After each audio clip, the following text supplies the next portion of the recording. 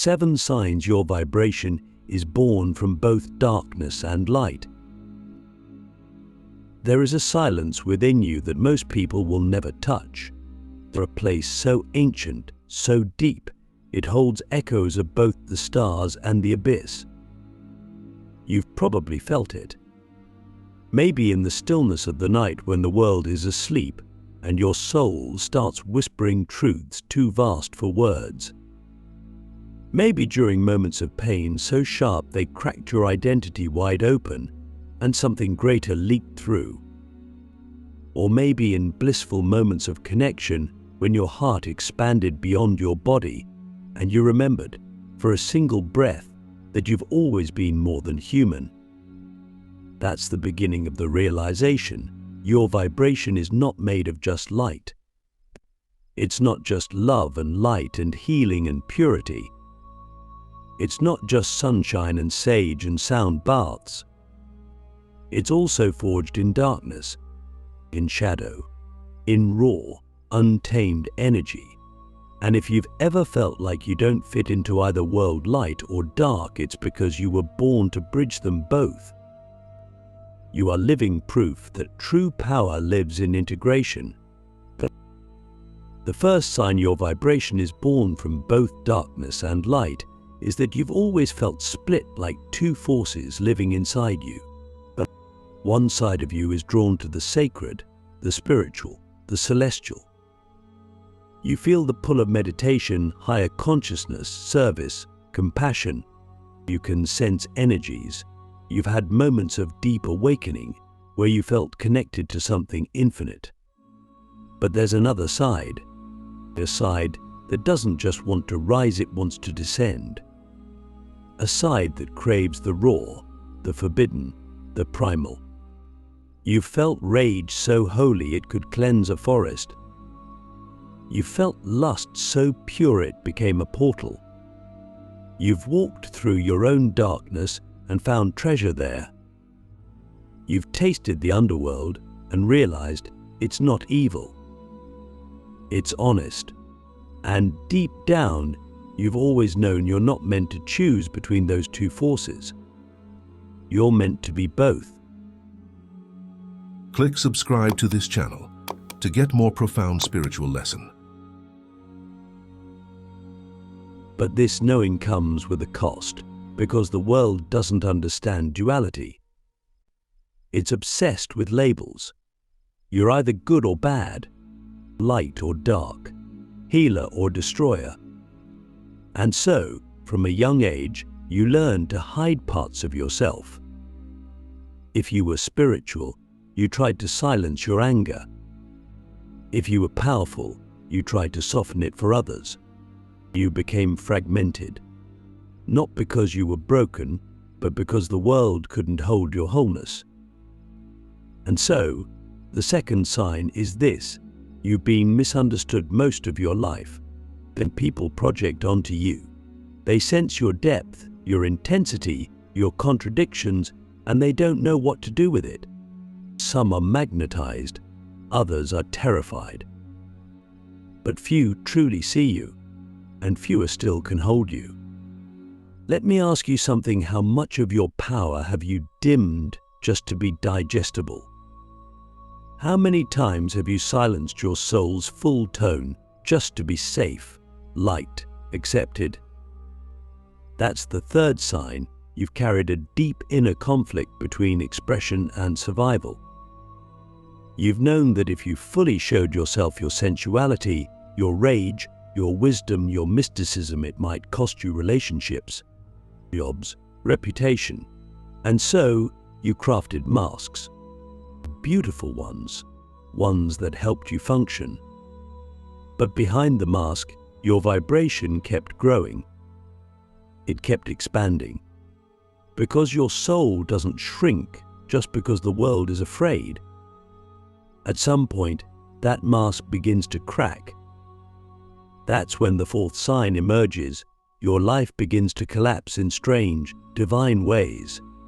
Things start falling apart. Jobs end, friendships fade.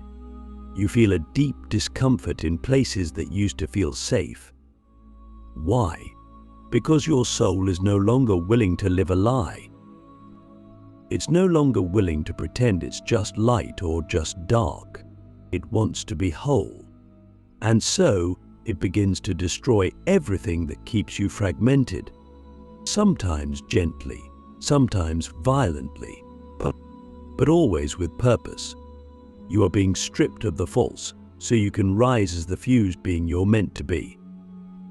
This collapse is not punishment, it's revelation. And in that rawness, something else happens. Your gifts start to activate in strange ways. That's the fifth sign. You begin to sense things others don't. You walk into a room and feel the unspoken. You look at someone and see who they are beneath the layers. Your dreams become messages. Your body becomes a compass. You start to realize that your vibration, born from both shadow and light, is actually a bridge. You can go where others can't. You can hold what others avoid. You can speak what others fear. You're not just intuitive. You're encoded with ancient memory. You didn't just learn this, you remembered it. But this remembering isolates you, which leads to the sixth sign. You feel like you're too dark for the light workers and too light for the shadow workers. You've tried to find your tribe, your people, your reflection, but no group ever fully fits. You either feel like you have to pretend to be all love and light, or you're pressured to abandon the sacred and only embrace shadow. And neither path feels right. Because you're not meant to belong. You're meant to lead. Not from above, not from ego, but from the middle space, the merging point, the sacred threshold. You are here to remind others that they don't have to choose. They can integrate. They can be human and divine, raw and radiant. And finally, the seventh sign, your presence is a transmission, and people change around you. Not because you try to change them, but because your vibration disrupts illusion. You trigger people, you heal people, you awaken people, sometimes all at once. You walk into spaces and the energy shifts. You speak truth and it pierces. You sit in silence and people feel held. You're not doing it, you're being it. That's the power of carrying both darkness and light. You become a mirror for others to meet themselves. And you do it without trying, because it's not a performance, it's your nature. So let me ask you, are you ready to stop hiding your wholeness? Are you ready to stop apologizing for your intensity, your contradictions, your sacred duality? Because your vibration is not here to fit in, it's here to break patterns. You are not a mistake. You are a frequency. And the world is starving for what you carry. The sacred tension, why the power you carry can only be activated through inner conflict. There's a reason you've never felt fully at peace for long. Not because you're broken, not because you're doing something wrong, but because your soul is coded with sacred tension. A constant pull between opposing forces that don't cancel each other out, they activate each other. You're not here to escape this tension. You're here to become it, to embody the paradox, to live as the storm and the stillness at once. Because your power, your true power, doesn't come from choosing light over dark or dark over light. It comes from holding both without collapsing under the weight of their contradiction. This inner conflict isn't a flaw. It's alchemy. It's the forge. And the longer you resist it, the more exhausted you become. You've probably tried. You've tried to be positive. You've tried to kill your ego. You've tried to suppress your rage, your grief, your hunger for something deeper. You've done the affirmations, the rituals, the practices, and still there's this ache. this friction, this unnameable pressure building inside you. And that pressure is not a symptom of failure. It's the birth canal of your next evolution. You see, when your vibration is born from both darkness and light, you're not supposed to feel balanced in the traditional sense. Balance isn't neutrality for you. It's not peace that feels like silence. It's peace that can hold a scream. It's presence that can contain fire. It's clarity that doesn't require the absence of chaos. Your soul's structure is not symmetrical, it's spiral. You evolve through cycles, and through breakdowns and breakthroughs, but through shedding and remembering, through rage that becomes clarity, through grief that becomes grace. So the question becomes, can you stay present inside your own paradox? Can you witness your shadow without trying to fix it? Can you honor your light without needing it to erase the dark? Because here's the hidden truth: the more fully you allow space for your contradictions, the more your frequency stabilizes. Not because you eliminate the tension, but because you learn to dance with it. You stop seeing your intensity as a liability. You stop treating your triggers like enemies.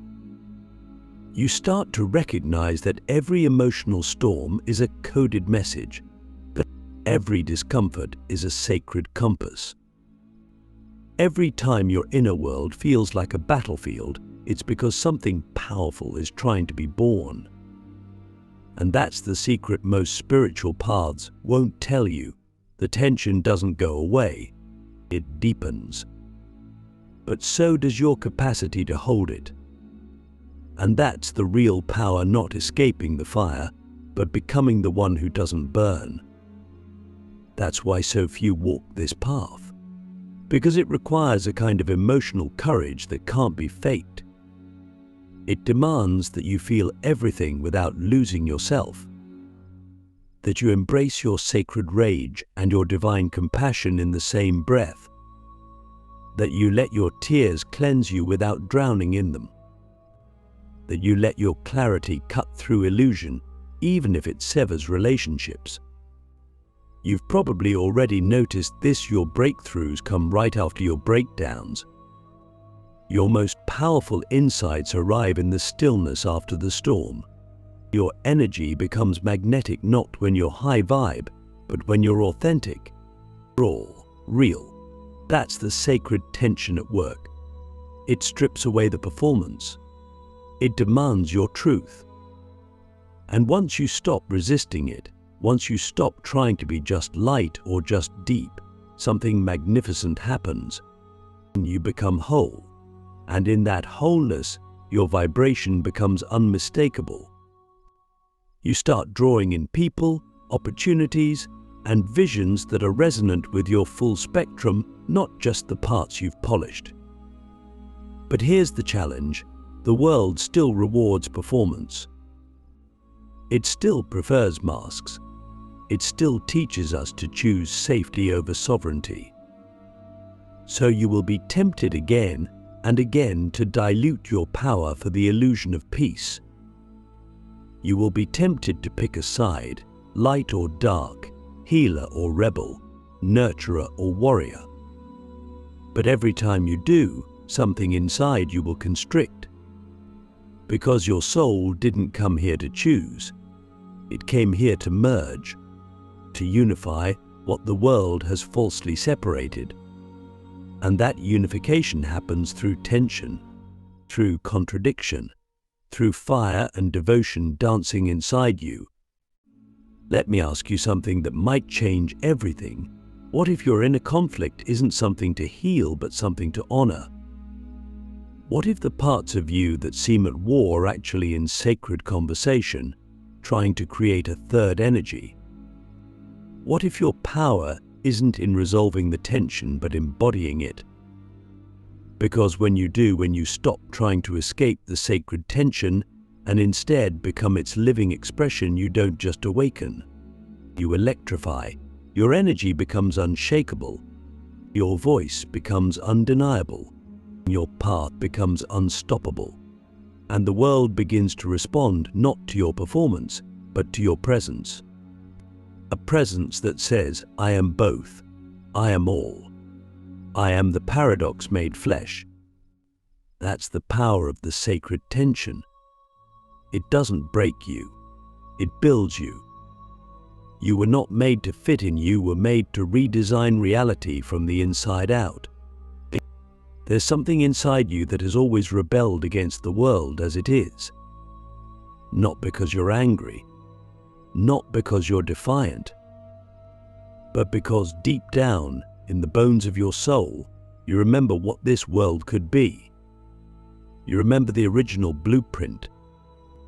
You remember a version of reality not built on fear, domination, or survival, but on coherence, beauty, truth, and power. And that memory is not imagination. It's not a dream. It's a directive, a calling, a soluble instruction buried in your being. You did not come here to fit into this world. You came here to redesign it from the inside out. This is why you've never been able to fully comply. Why you've always felt like an outsider, even in the rooms where you were welcomed. Why systems that others accept as normal feel off to you. Why you've left jobs, relationships, belief systems not because you're unstable, but because your frequency rejected the lie. You're not broken. You're tuned to a deeper truth. And that truth won't allow you to settle. It won't allow you to play small. It won't allow you to pretend. Because your vibration, born from both darkness and light, is designed to disrupt the false and activate the real. But here's the paradox. The world often punishes those who carry that kind of vibration. It fears them, labels them, tries to tame them.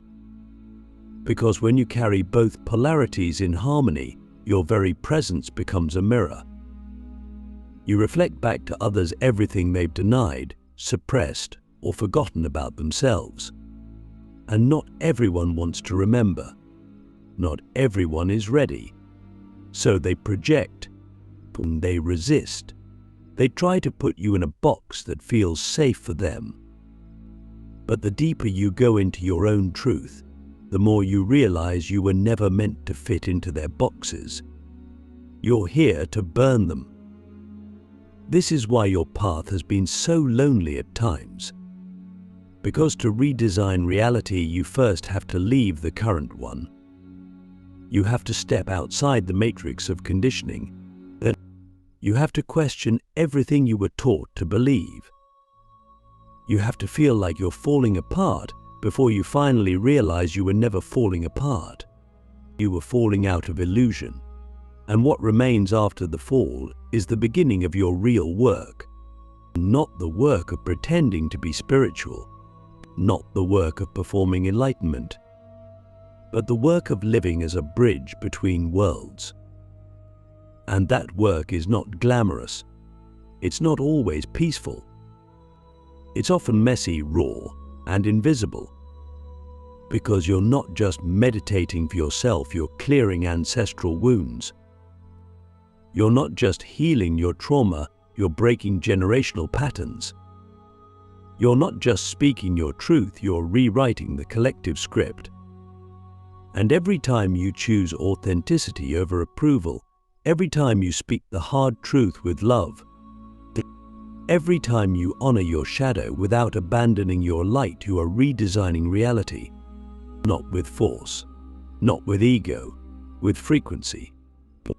So let me ask you, what script are you still living inside that was never written for you? What belief, what role, what identity are you still carrying that belongs to a world you no longer resonate with? Because those are the weights holding you back from your true role as a reality architect. You cannot build the new while clinging to the old. You cannot lead others into freedom while still negotiating with your own chains. This is the level of radical honesty the path demands. And it's not easy, but it's liberating. Once you accept that you're not here to fit in, something wild and beautiful begins to happen. You stop waiting for permission. You stop looking for signs. You stop asking others if you're doing it right. You start trusting yourself. You start listening to your own inner resonance. You start shaping your life by what feels true, not what looks safe. And from that place you begin to create. Not just art or words or businesses, but new blueprints of being, new ways of relating, new definitions of power, new models of leadership.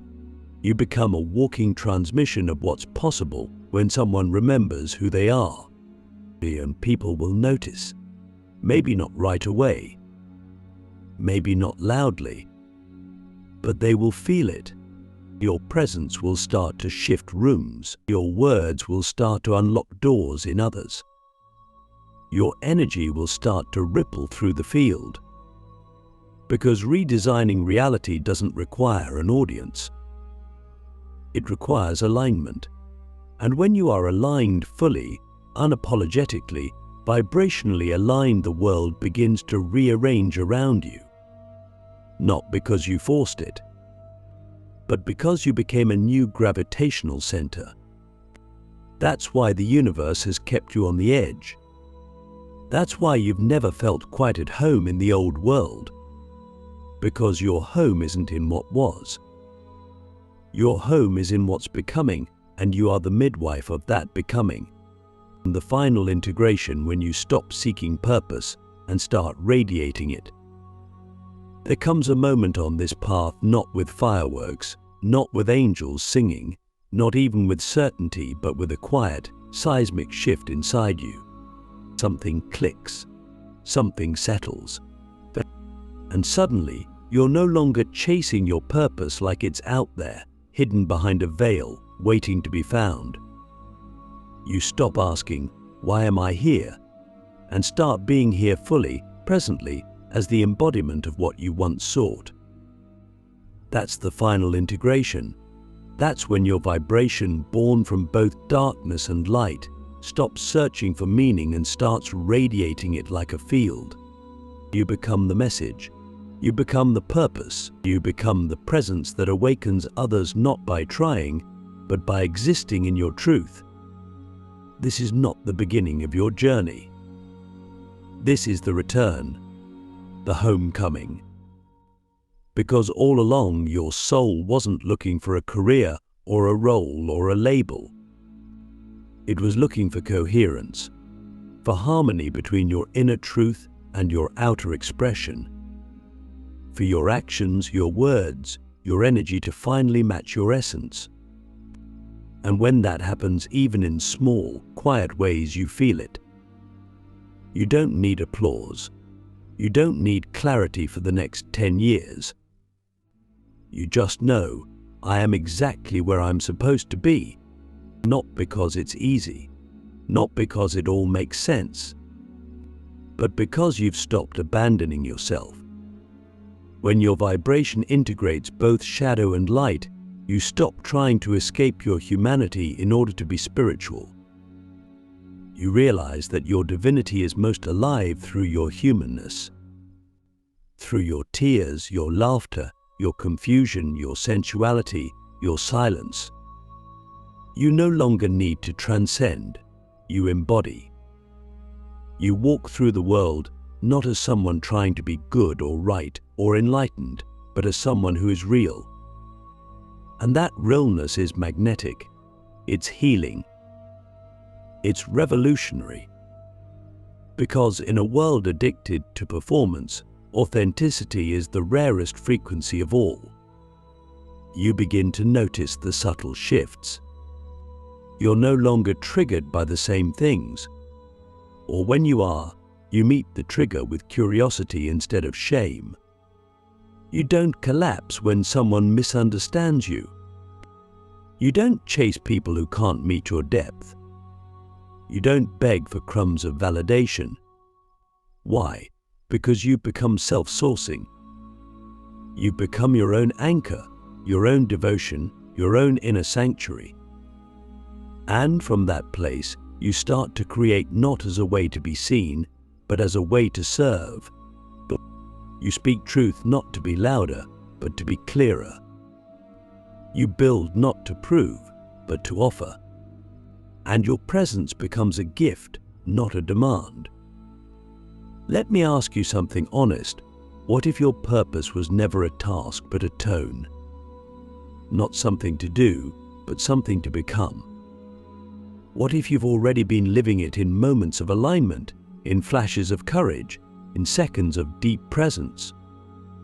And what if your only job now is to stay there longer to stretch those moments into a life? That's the final integration.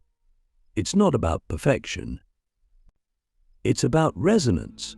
It's about becoming so aligned with your soul's frequency that everything not meant for you falls away without force, without drama, without resistance. You stop chasing.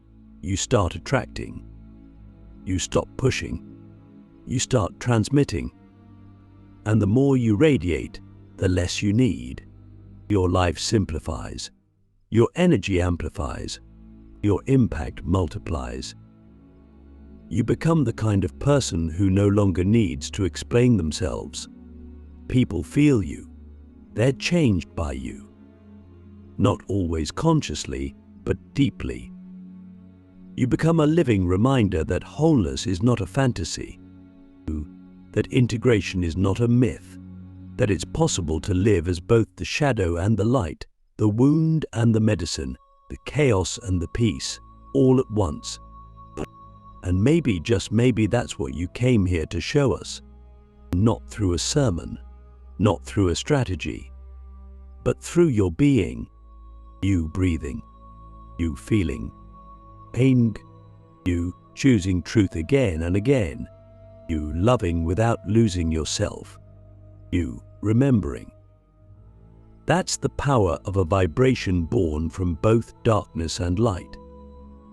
That's the legacy of a soul who dares to stop seeking and instead becomes the purpose itself. No more waiting. No more hiding. You are here now, and we can feel you.